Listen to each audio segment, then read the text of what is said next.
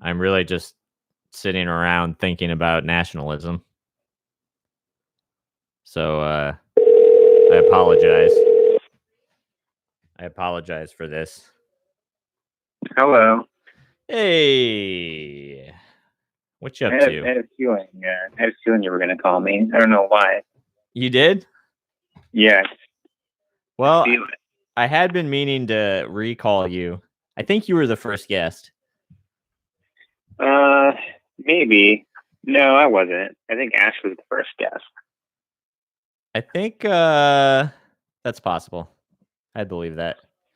Um, Yeah, you've done a lot of these. do you know I was the first loose meat guest, according to Nate. Really? That's pretty important. I'd say it's super important. Um, hey, I've been meaning Do to you remember call you me? again. Sorry, I was just going to say. Do you remember me telling you that? It was like I was like hoping, like, and one of my dreams is to be on Loose Lips. Yes, that's right. That's right. Along with designing a country death album, hmm and now you've done both. And actually, that's one of the reasons I wanted to call you was because you, of course, have provided the thumbnail for the very show you're on right now. What you up to? Yeah, yeah. Um, There it is. I'm looking at it right now. so what you up to, heads So out there? actually, so when you called me, I was watching the music video for Dire Straits' "Money for Nothing." Oh yeah, You ever seen that video? absolutely. That's one of the first MTV like hit videos. Yeah, I've never seen it before. It's pretty crazy. It's pretty awesome. I remember it being kind of like early digital animation. Yeah, yeah. It's like all 3D. It's like these blocky like Yeah. warehouse worker guys walking around. Um, Yeah, it's very new yeah, wave, and that band is pretty cool. Um, they keep saying this like homophobic slur in the lyrics though. I don't do know if they? that's like, What do yeah, you I want don't to know if say what it they're was? being uh Nah, don't. it's Um, not it's not important. It's just I it's don't know if just they're being offensive. ironic or Yeah, yeah. I think they are. I think I remember what you're saying. That they because I was like say listening to the song and I was like, is he saying what I think he's saying? it's an interesting thing. It's kind of like one of those times. It's like I think the song is from the perspective of kind of a um I guess like a middle American kind of like idea of showbiz kind of, hmm right? They're basically saying like, those rock stars out there, they don't have to work, Yeah, art, which is a similar thing like uh and everything is terrible. I feel like on the first tour we were all talking about how like our parents don't understand um what everything is terrible is, and it's like hard to explain. And and we always used to joke about like when you try to be creative in like the Midwest, like the thing that a lot of Midwestern dads would say when like they would see any form of art project is, "Oh, I guess that guy's got a lot of time on his hands." You know? yeah, Like the misunderstanding of like how much one needs to sacrifice in the means of time or whatever to create anything. yeah. It seems like our generation is more obsessed with like nostalgia and stuff than like the previous generation for whatever reason. Well, actually, maybe that's not true. I don't know. I don't I know guess. either. I do think our nostalgia is so heavily documented because of the internet and just the ability, hmm like guaranteed if like clear I mean like just look at like baby boomers, like nostalgia for World War II or whatever. Like I mean I remember when the History Channel did Like, I nothing. mean, yeah, I guess their nostalgia is based on like life experiences or something, and ours is just nostalgia for like TV shows. Yeah. Yeah, something like that. But I do think that their view of World War II was more like a commercialized view of it. Yeah, You know what I mean? Like, idealized. Yeah. yeah, like there's this great Dan Reeder line that's like, when I say World War II, I mean the video. And Mm, I just always think of that, like, especially just even the thought of the greatest generation. Like, hmm. the same generation that supposedly like won World War II or whatever, therefore are the greatest, is like then the generation that, just screwed up the rest of the just like continued on with Nazi policies, but under the guise of defending capitalism or whatever.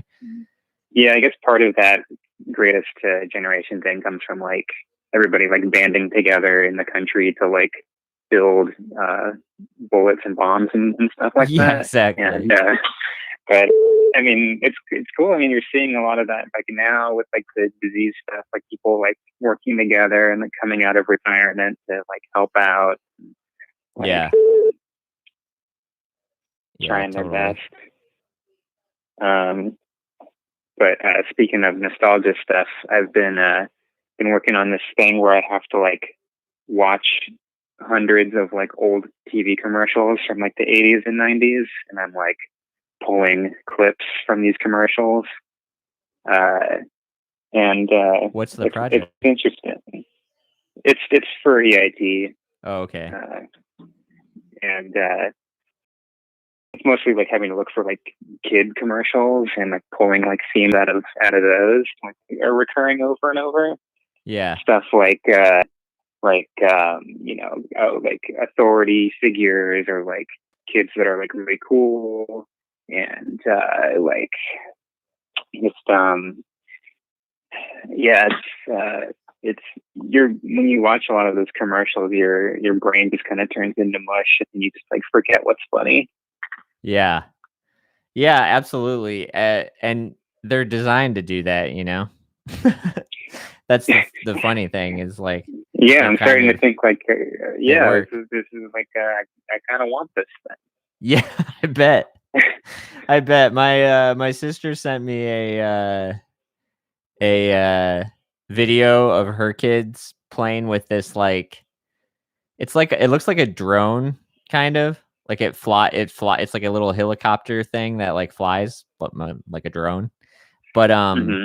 it's like motion sensor activated, where like as it starts to like fall down, like starts to like drop in altitude, if you like put your hand under the sensor and it gets to like a foot away from your hand, it'll start to rise up again. Um, and I was just looking at this thing and I was just like, I really want one of those. I You just can't really like. I feel like you can't really like, do anything with a drone. Though you just like fly it around, right? Like Yeah, and this isn't you even a can't. drone. Like you can't control it except for like, it's just felt like a very it's like a really complicated like fidget spinner, basically, where you're just kind of like watching this thing and touching it sort of, and Yeah, it's got like four fidget spinners. That's how it's flying. absolutely. Yeah, similar technology. Um, what Have else? have you Oh, one go, of the commercials that stuck out to me that I still remember was it was for McDonald's, and it's like this song about this teacher named Hard Nosed Mrs. Hatcher, and she's like a really mean teacher, but like the students realized that she was just giving them like tough love, and that she was really kind of like, you know, she cared about her students or whatever. She just didn't show it physically or anything. yeah. And so the students all get together and they buy her McDonald's to say thank you. That's great. it's nice when I remember in my high school we had this shop teacher who was he was going through a really hard time like when our class was coming through. He was getting divorced and he had been kind of like sleeping in his car in the parking lot. Oh my God. Oh, also his claim to fame, which was a story that I loved at the time as a 17-year-old, and I think I love even more today, was that when he was a bouncer in Cleveland, in this like late 70s, and this was when he was like just out of the army, and and he was a bouncer and he was working a Aerosmith show, but he didn't know Aerosmith, and Steven Tyler tried to get like coming from God knows where, was like trying to get in, but like didn't have any like pass, like, passes or whatever, and was super fucked up and like mean and demanding to be let in, and like shoved the guy that he claims that he knocked out Tyler. Wow. Which I don't know. I don't know Yeah. if Mr. Giles knocked out Steven Tyler. I hope. Yeah, I want to believe it's like, yeah, I mean, yeah, why not? It doesn't I really can change see anything. it. I can see it like it is real. Like, you know what I mean? This story has been in my mind for so long that it's more real than the Kennedy assassination. Yeah. It is. Your teacher still had like Steven Tyler's blood like on his knuckles. Absolutely. I was there. Like I was born at that moment. But can you were just conceived imagine? at that show. Like I just like would love to like think that like he was all like fucked up and then like was like yelling to all of Cleveland about how some bouncer just fucking assaulted him, like that famous Jim Morrison concert where he talks about the police pepper spraying him backstage. At least that happens in the Doors movie. You ever seen Oliver Stone's The Doors? I've seen parts of it. Oh, it's the fucking worst. It is the worst movie. It is the longest movie ever made. And it's Did the Oliver Stone most like like a bad baby boomer movie. filmmaker? Yeah, I think so. I'm usually not one who's super dismissive of like these overhyped directors because I usually believe the hype and agree. But I can't Natural I mean, his Born, movies are like memorable, I guess. they're definitely memorable. I'll give him that. I mean, he knows his way around a camera, right? Oh, but anyway, my story about Mr. Giles got sidetracked about him punching Steven that Tyler. wasn't even the story. That wasn't the story. So as I said, he was going through a really hard time. This relates to you talking about the students taking care of him, taking care of their teacher by going. You guys got McDonald's. your teacher laid after he got divorced. No, that would be close, but he there was we were like asking, we were doing like acid and things, and we were like trying to get him to talk about like acid and stuff, and one of my friends, Kenny, who was super cool, he started wearing like Marilyn Manson makeup to school in like the 8th grade. He was like super badass in Ohio. But so Kenny was like, Mr. Giles, one of these days I'm gonna just put acid in your coffee mug. And so around the time that he was like sleeping in his car, the joke became like, Kenny, if you're gonna do it, today's the day. He never did it though. Long story short. Would have been a way better. You go to like jail for that or something? Yeah, it's a terribly mean. It would be a really mean thing to do. It is a mean thing to do. Never dose anybody. But yeah, that was the end of that. That was Mr. Giles. We also had a teacher named You guys Mr. didn't do anything for it? No, we just joked about giving him acid. Oh man. We also had Sean, no one actually helps their students or their teachers. The teachers are the enemy. They're the man, much like Almost Famous, when the person pretending to be Led Zeppelin is like, "You're the enemy," to the little kid who's the reporter. I'm Led Zeppelin. I'm fucking Led Zeppelin, man, or maybe Aerosmith, depending on what you think this band represents. Do you know the dude from Sunkill? Do you listen to Sunkill Moon at all? No. He is one of the band. He's like a super. He's kind of got famous during kind of the grungy college rock kind of time in the early 90s, and big as one of the bandmates. And I think his only line in the movie is when the band is on their tour bus and they're driving by and they see like a bunch of like high school cross country girls running down the street, like next to the bus, just like practicing. His line is that he looks out the window and he like yells to the rest of the band, "High school girls." And then what? And then they like. I think you could imagine what happened next, but I don't remember. I don't like that. No, I don't think anybody does. It was apparently a different time. It was a different time. Also a period piece. So it was a different time about a different time, I guess. But I got a couple of teacher stories. Yeah, lay them on me. One of them, because I was trying to remember, we were talking about Hard-Nosed Mrs. Hatcher. I remember that we had like this teacher in first grade that was like super nice and had been there a long time, and we all loved her. And then she like broke her ankle and had to be out of school, like not teaching for like weeks.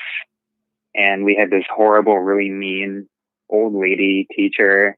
And like have you ever read that Roald Dahl book, The Twits? I don't remember that one. She kind of looked like the lady from The Twits, but anyway. Okay. And I'm just thinking about that because I have the book right here on my desk. But our original first grade teacher, she like broke her ankle, and then like she just like never came back. Like we just never saw her again. And then I found out later on in second grade that she just died. Oh, wow. Yeah. I don't know if it was related to the ankle or, but yeah. Yeah. Anyway, I had we had a gym teacher. Just speaking of problematic times, much like their kind of cavalier mention of potential statutory abuse in Almost Famous. In the elementary school, it was kind of a reverse situation where we were all making fun of this gym teacher, Mr. Garrison, who was always wearing like sweatpants and was like this like real like fidgety guy, and is like he'd put his hands in his sweatpants pockets and like it's like just was like roaming around in there. And so like all of us like, you know, probably like fifth graders would just, I mean, it was the biggest joke in the world was Mr. Garrison. And we'd all make fun of how he was playing like, I forget what we call it, like pocket basketball or something like that, you know? And like he like talked all funny, and kids would like throw dodgeballs at him and stuff, and like everybody was just horribly mean to this gym teacher. Um, and it turned out that the reason he was doing that was he had Parkinson's. Wow. He couldn't control his movements anymore. And so he'd like shove his hands in his pockets to like, as one might want to do. um, and probably died like 5 or 10 years after we were all there. And yeah, it's kind of like reverse abuse. Wow, what a nightmare. What a terrible nightmare. It was it's like I'm still kind of haunted by it to this day. Poor guy. I had a teacher in art school he was like a printmaking teacher, and he was like very like on edge all the time, or like it was really easy to like make. You never knew like when you were gonna like set him off by like doing something. Yeah. And so like he would joke a lot also, but then he would just like switch like on a dime, and you weren't really sure if he was like being joke angry or if he was like legitimately angry. And he was like pretty old too, so like we thought maybe like he was just kind of like just like crazy or something. Yeah. But so then one day, like during our semester, I guess he was at home, and like somebody like broke into his house. Yeah. And he like fought them, but like he like got hurt and like hit his head and like had to go to the hospital. And he was gone for like a few weeks, and then he came back on like the very last day, and we're having like our final critiques. And he was like even crazier than usual. Like, yeah, he was head injury crazy. Like, yeah, because like he had like almost died, so now he like was just like this feeling of like being so unpredictable, and like he's like, he was like literally like yelling at us like, "I almost died." Like, so don't fuck with me or whatever. Like, yeah. You think I'm scared of you? I look death, and I look the Grim Reaper in the eye. Yeah. Oh man. Great guy though. Yeah, sounds like a good guy. We had a the other shop teacher. There's 2 shop teachers. There's Mr. Giles, and then there's this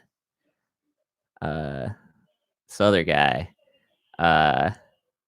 who he okay, this is like so did you guys we went on this is further away from y'all Californians, but our like in the Midwest, a lot of schools would go on an 8th grade trip to Washington DC.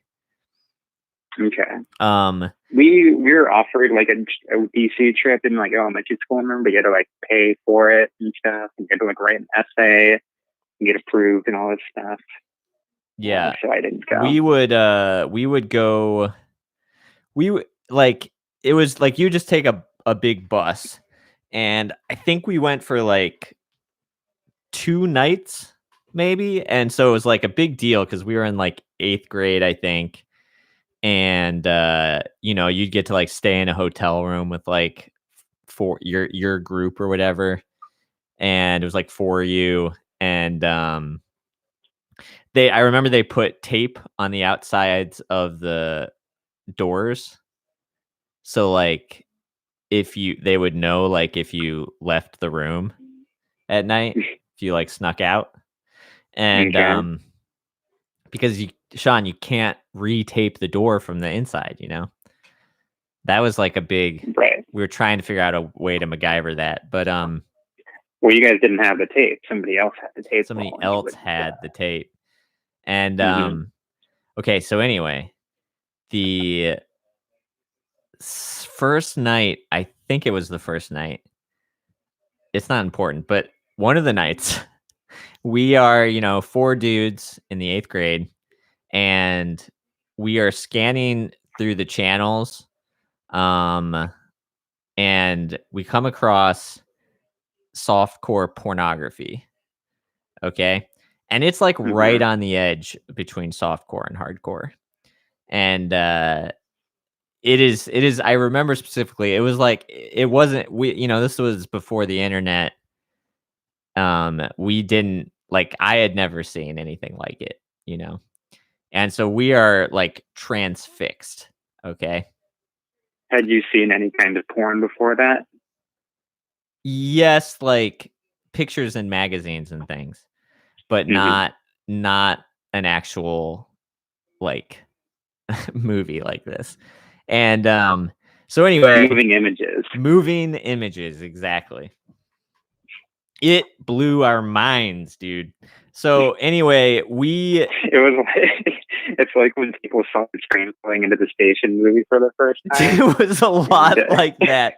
We were you guys thought jumping they were out of actually the in the same way. room. We were jumping out of the way. But the interesting thing was that we watched it for, glued to the screen, and then it just ended and the channel went scrambled. Do you remember the days of cable television and scrambled pornography? Do you Um, know about this? like you mean are you talking about like there's those like channels that you'd have to pay extra for, and like it Yes. would just be like You could fuzzy or something if right, you you could go to the channel, but it would be like totally it would just look like weird psychedelic images. Actually yeah, hear the audio. right. And if you were me and in the 7th grade, you would just listen. But anyway, so this happened. The channel went scrambled again. And we were like, we just, thought of it as like God just came down from earth, came down from earth, came down from heaven to earth and unscrambled this porn for this moment that like these 4 8th grade boys were in a hotel. Um anyway, so the next day, And then you guys all jerked off, right? I blocked that part out. But anyway, so then the next day, much like the porn was scrambled right after, the next day, our shop teacher, he he says to uh our friend Mark, he goes, did you guys see that and again, this is a different shop teacher. Did you guys see that that little gift I got you? Oh my god. Yeah. Yeah. He had bought like Oh no. a round of pornography for an entire class of 13-year-old dudes. Um so that happened. That's real. Wow. That explains what had happened. The only other explanation is that it was God and he and Mr. Montgomery took credit for it. Or that Yeah, where it's like or that he yeah, is you God. like he is God, yeah. Another possibility. God embodified? No. Yeah. Yeah. But No, I mean that's such a great twist. It's like the classic like horror story yeah, twist or something. right. Or it would have been even more of a twist if you were like, yeah, we did see it, and then you explained what you saw, and then he's like, wait, that's not what I bought you. Yeah, if we had just been if we had been more comfortable and had been like, I don't think that's appropriate. This is what we saw, and then he'd be like, whoa, whoa, whoa.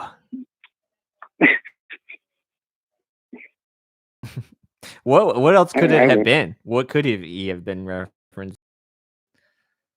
Like I unlocked a Blink 182 concert, and we were like, oh, we didn't even notice because of the porn that we were. Yeah, I got you guys a copy of Tommy Boy on pay-per-view. Yeah, but anyway, which would have been great. Fantastic movie. But anyway, years later, he was in fact fired. for showing students pornography. So it But he kept definitely, doing that. yeah, it is like 100% then confirmed, you know? Jeez. Yep. Yep. That's what happened. Did I ever tell you about my 7th grade chemistry teacher who like got caught like posting like gay like fetish photos like on his Google Plus account? No. Just like him in like leather outfits and stuff. Well, that seems fine. You can wear leather, right? Yeah, I mean it was totally. I think he just thought the photos were private or something. Oh But man, how embarrassing. yeah, he wasn't like preying on kids or anything. Right. That's just what he was into. He just wasn't a tech guy. Yeah, he's a chemistry guy, but he's not a tech guy. Not a tech guy, just Isn't that interesting how like you can be so smart at like specific things, but then just completely clueless at like simple like technology stuff? yeah. That's true. Like I had it's something about it being technology just like creates like this mental wall or something in your mind. And like I had a teacher in art school who was like an art history teacher, and she would like there was this one day where she was trying to log into her computer, and she kept doing this thing. This is like at the beginning of class. She would type in her password and then click the like shut down computer button. and she kept doing it over and over. She's like, why isn't this working? Yeah. It's just like, I mean, maybe just to me, it's like so simple, but like, right. I don't know. Yeah, it's I'm trying to think of if there's an equivalent mental block that I have, which I can't think of. But it is weird to be so smart in other things. It almost makes you wonder to be smart in certain things. I think you might have to have mental blocks in other things. Yeah, your brain only has enough capacity for exactly certain things. Like a computer. It's about bandwidth. We got to upgrade our brains. Dude, we got to upgrade we got to upgrade like the movie Upgrade. Did you see Upgrade? Yeah, I think so. That was kind of recent, right? Yeah, fairly recent, like a year or two ago. The movie was okay. Yeah, it had some like really cool action sequences, and it was very gross. Right. Had some like how his body would like instantly kind of like snap into actions and stuff. Yeah, like against his will, somewhat. Mm-hmm. Yeah, that was pretty cool. Oh, I watched Beach Bum last night. Chisa and I did. Did you like it? I liked some of it. I laughed a little. I liked Martin Lawrence's section. Martin Lawrence is in it, and cool. He was funny. It's like, it's not good. It's kind of like it answers the question of, is a movie that is designed intentionally to be dumb about dumb people dumb? Is that dumb? And the answer, or is it smart to intentionally make a movie about dumb people that is dumb? Well, that's like the classic thing, I guess, that people keep doing, where it's like you're like parodying something, but you're still doing the things. You're still like perpetuate. You're not like making the world better by copying this thing that you hate. Yeah, absolutely. Yeah, or like how much like my generation specifically had to learn about like how ironic racism is shitty too. Mm-hmm. Like you're not really getting the racists usually. It's usually the other way around, that the same people have to suffer for you to. But anyway, it does answer the question, and the answer is that it is in fact dumb. It's not smart, it's dumb. and it was a dumb movie, and it was kind of funny at times, but all in all, it's not very good. I watched 1917 a few nights ago, Yeah, and I saw that in the theater. it was fine. That's how I felt. Okay, so get a load of this. Okay. I was talking to my friend recently, and she has a friend who wants to be a screenwriter, but she got kind of mad at him because like he just hasn't like seen a lot of movies and doesn't really know that much about like film, like film history. But he likes a lot of like kind of recent mainstream stuff. I mean, he likes people like David Lynch and stuff like that. Okay. But like he's only maybe seen like one or two of his movies. And anyway, the point is she was like, why do you want to be a screenwriter? You don't really even like watch a lot of movies. And he was like saying that his preferred style of writing is kind of under the school of thought of like death of the author, you know, which is like, speak on that. so that's the idea that like the author or the artist shouldn't insert themselves into the work at all. Like the work should be completely without a bias or like a personal voice. Okay. Just completely like objective, I guess.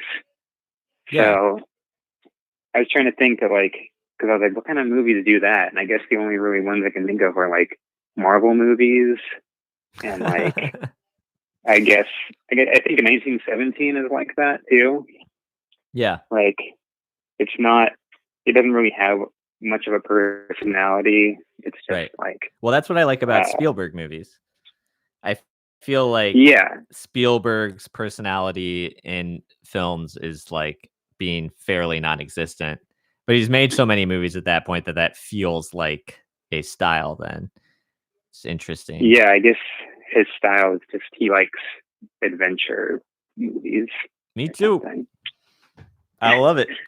But yeah, so like, and I guess a lot of TV is like that too, without kind of a personal voice or anything. Yeah, I feel like like genre in general doesn't have much of a personality. Usually there's not much of a political take, or if there is, people then laud it as being like the way like when Get Out came out, everybody was like, this is the greatest horror movie ever. It was saying something too. And it was also just kind of revealed like, well, I feel like you don't watch a lot of horror then, because a lot of horrors saying stuff here and there. But also I would argue that sometimes, just it's fine to make something that's just scary. I don't know.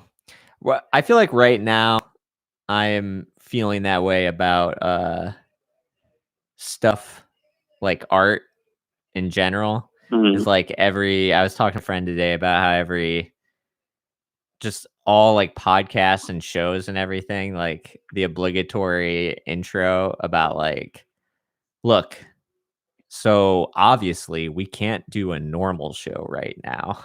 Like, you know what I mean? Like, yeah, like it's time for us to change the name of our show to Out of the Bedroom, featuring Jimmy Kimmel or something like that, or like, well, you might notice that things are a little bit different right now. You can thank my wife for the camera work. It's just like all that right now, and I just want people to just be like, just do the thing. Just do whatever you're doing.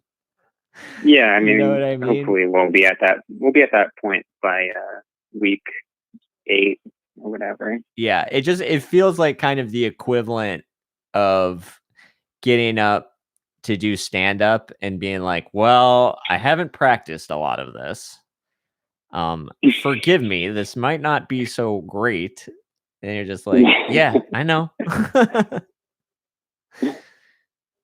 You ever heard of this musician? His name's Zoog Drift. No, but I like that name. He was like kind of like a weirdo punk music guy, and we're just watching some interview with him, and he was saying like, if I go to a show and the band, the first thing they say is, "How's everybody doing tonight?" then I'm fucking walking out of there. He's like, if I'm gonna see a band that just wants to pander to the audience, then I can't trust their musical abilities or something. Yeah, I get that. I take in between banter super seriously. When I'm watching concerts and when I'm trying to play concerts, like I have left, that like makes me want to die inside. If you tell Right, me, because it's like they're like apologizing for like being there. absolutely. And it's just like, what a strange, like, what a stupid way, what a dumb thing to tell me. Like, like if you and I went out to dinner, would you like tell me how many bites you have left? Like, I don't I care. appreciate it when I don't like the band. Yeah, that's fine. But then you're just operating under the assumption that, like you said, like everyone just wants you to be done, which is the case.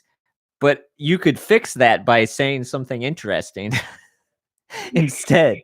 It's just like completely like it's the way like again back to the comedian thing. It's like if you've ever been to any open mic, like a stand-up open mic, like so many comedians, and I've done this before, you get so mad that like no one's paying attention or something's it's just like isn't working or maybe you just suck that like you end up just like yelling at everybody for not liking you, which makes them not like you more and it just like makes you question the whole act of performing in general.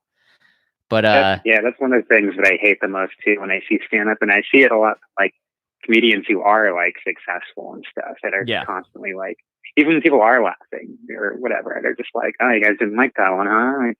Like yeah. It's there's so many things.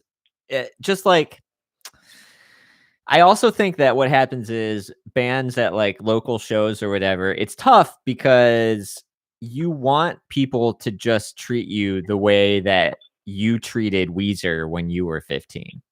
Like you want them to just like be hanging on your every word. You know what I mean? Like already know the words to the songs and like need to be prepared like, "Oh my god, there's only 2 songs left. I better really get excited," you know? Or like or and so instead what happens is you're like you relying on these things that are only interesting because for bands like that you are only interesting if you really care about the band.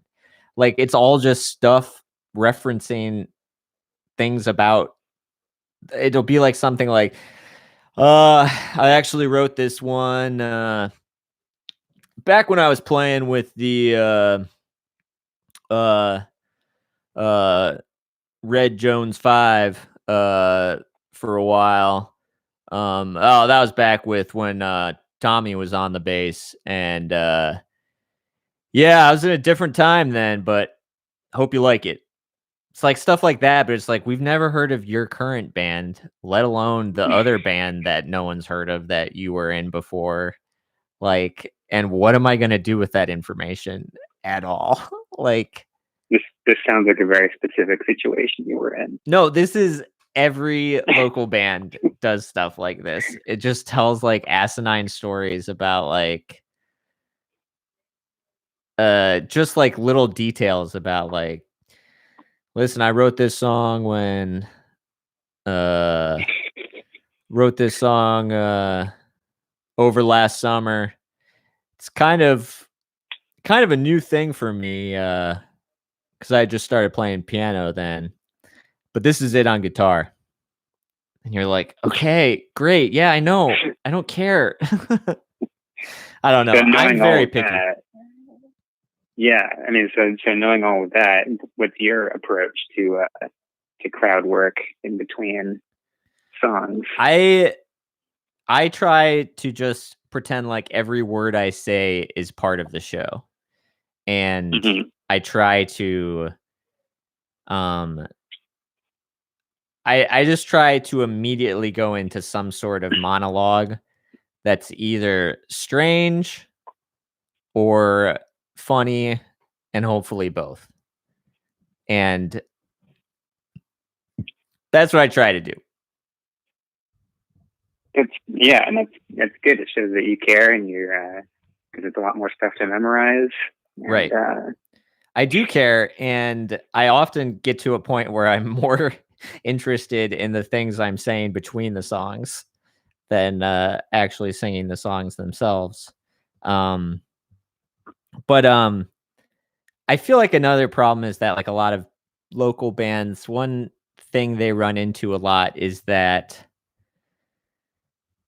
no one really knows how to get started in the unless you're like a super illustrious, like kind of business minded person, which some people are, but like most bands aren't.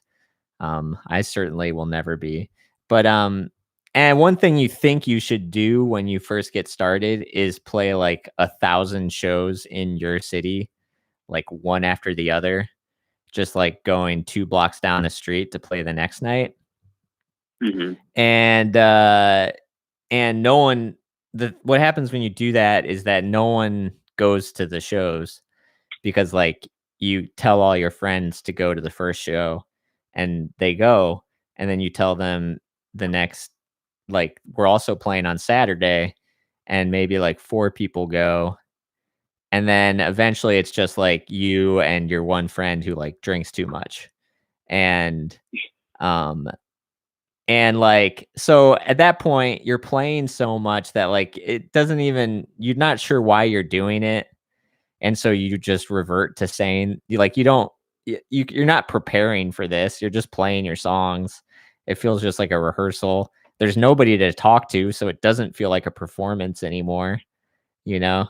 And then you just get used to saying things like that, and you start to feel jaded right off the bat before you've even gotten started.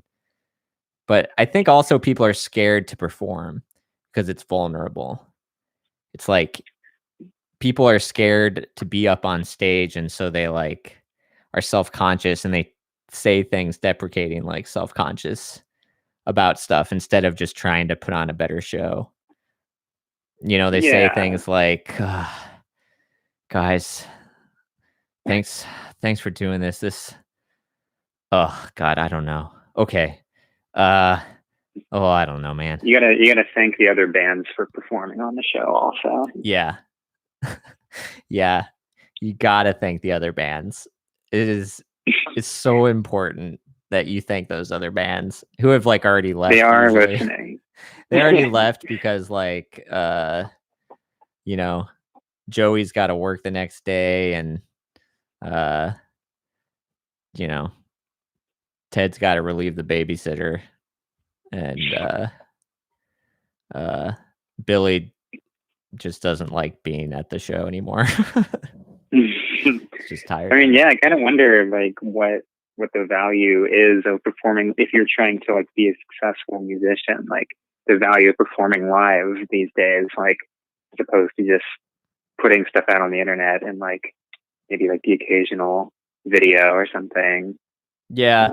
Um, Well, it's weird because I think that's like the only way to make money anymore as a successful musician. to be like touring. Yeah, because like you can't really sell too many. You can't make. I can't imagine even super successful bands make that much money unless you're like, a number one pop star or whatever. I don't really know.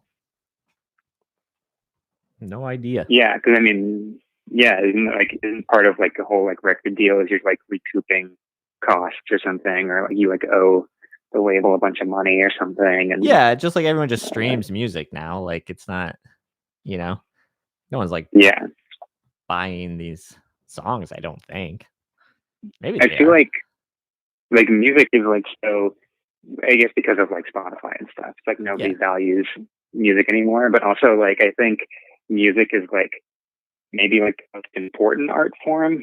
Like if I had to rank the art forms in Yeah. terms of if you had to cut some, Yeah. It's become too important. It's like lifeblood for people. Like it the the shift, it became too important to care about anymore.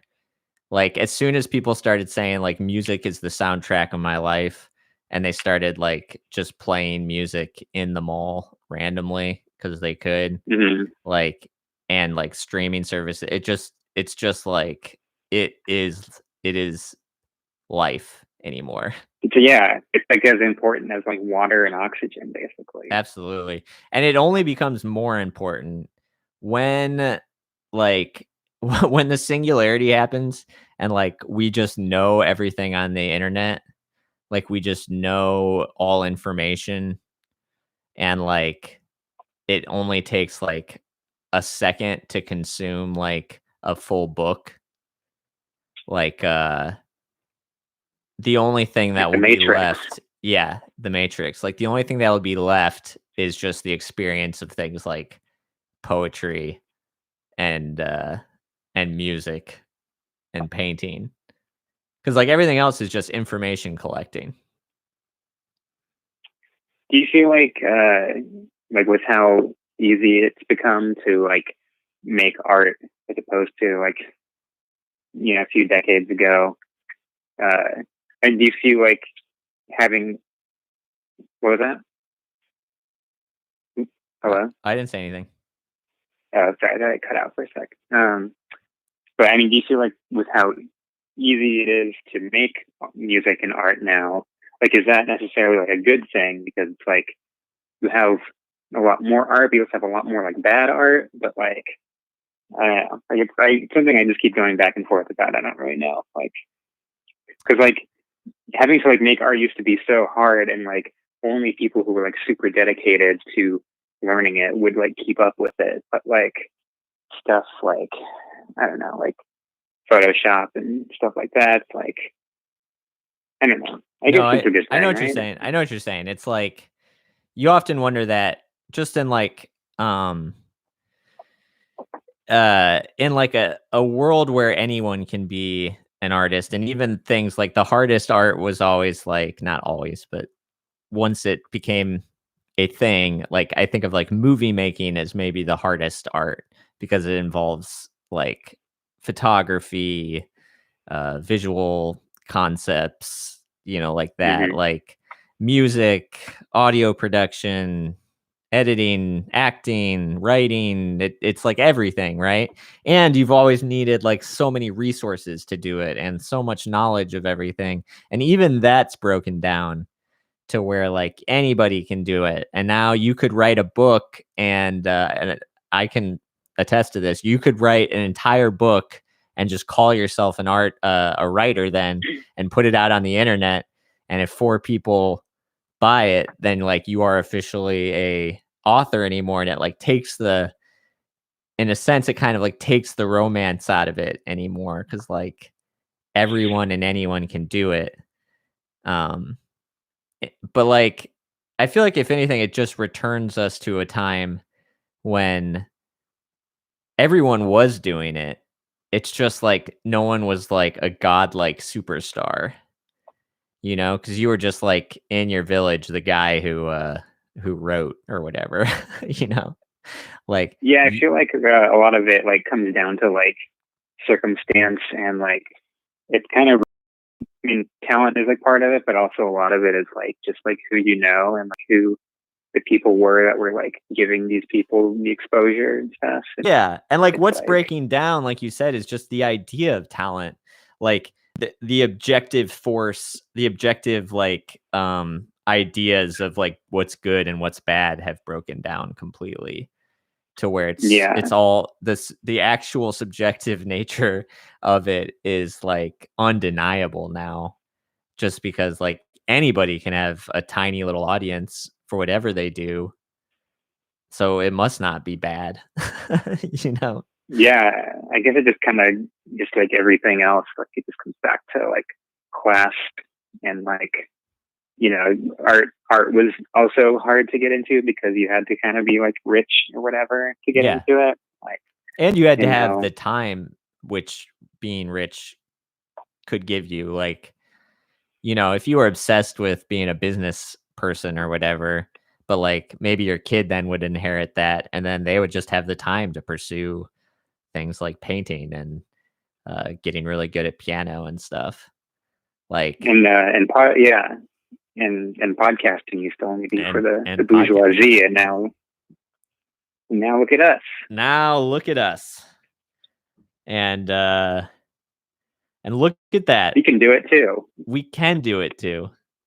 And a whole hour has passed, my friend. Great. So we not only can we do it, but we did it. And we're going to keep doing it. And we're going to keep doing it. But not tomorrow, we're not. Because tomorrow's Saturday. Oh, yeah. Tomorrow's break time. Tomorrow is a day of rest, as is Sunday. So don't do anything tomorrow, people. All this quarantining is making me exhausted. Absolutely. All this staying in's making me need to just stay in for a bit.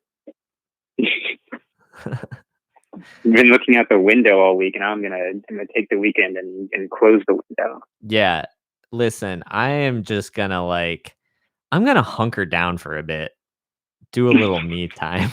Like, you know what? I'm just gonna get a couple of groceries in, shut the door, cook a nice meal, and maybe watch a little TV. Binge a couple shows that I've been meaning to. Because I am so tired from sitting in all the time and hunkering down. You can, watch Killer Joe for like the 5th time. Yeah, obviously that's all you and I have been doing. I'm glad you said it because I didn't want to admit it, but it's just Killer Joe after Killer Joe with the occasional jump into Beach Serenity. And Serenity. Beach Bum really kind of feels like a sequel to Serenity, actually. Even though I guess it came out the other way around. But just imagine Beach Bum is just a video game that honestly, it feels exactly like that. That's what it feels like. It feels like a teenage read like Hunter S. Thompson book and then wrote the Beach Bum. God, it'd be so great if Harmony Korine made a video game.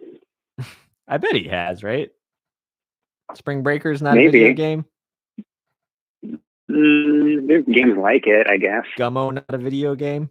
You're a video game guy. You tell me. Is this show over yet? Yeah, the show's over. All right, Sean. Thanks for talking again.